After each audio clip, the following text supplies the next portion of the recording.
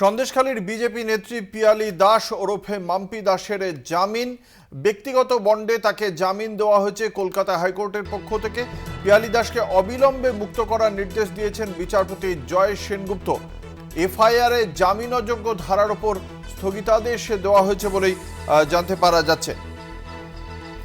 এমনকি গ্রেপ্তারি নিয়েও একাধিক প্রশ্ন তুলেছেন কলকাতা হাইকোর্টের বিচারপতি জয় সেনগুপ্ত।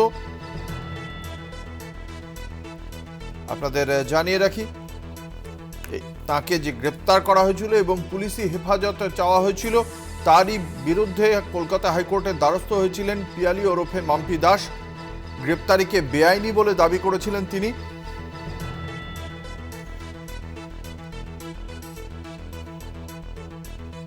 শুক্রবার সেই মামলারই শুনানি ছিল কলকাতা হাইকোর্টের বিচারপতি সেনগুপ্তর এজলাসে। বিচারপতি জানিয়েছেন, ব্যক্তিগত বন্ডে মামলাকারীকে অবিলম্বে হেফাজত থেকে মুক্তি দিতে হবে।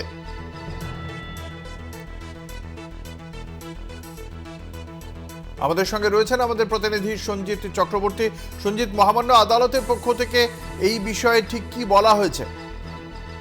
দেখো, ইতিমধ্যে পিয়ালি দাসের বিচার প্রক্রিয়া চলাকালীন যেটা অভিযোগ, যেটা তাকে যখন হেফাজতে চায় সন্দেশখালী থানার পুলিশ, বিশেষ করে বসিরহাট মহকুমা আদালতে, তার ওপরেই কিন্তু গতকালকেই আমরা দেখেছিলাম পিয়ালি দাস সরাসরি বসিরহাট মহকুমা আদালতের কাছে এসেছিলেন। তার আইনজীবীর পক্ষ থেকে বলা হয়েছিল এই যে হেফাজতে যাতে না হয়, তার যে আইনজীবী মুখ করেছিলেন, অর্থাৎ এই হেফাজতে রিজেক্ট করা হয়, তার জন্যই কিন্তু গতকালকে শুনানি নিয়ে আজকে শুনানি হয়েছে। সেখানে পিয়ালি দাসকে বলা হয়েছে যে বিচার চলাকালীন যে মধ্যে পুলিশ তাকে হেফাজতে দিতে পারবে না, বিশেষ করে, এবং এছাড়াও তাকে জামিন মঞ্জুরি করা হলো।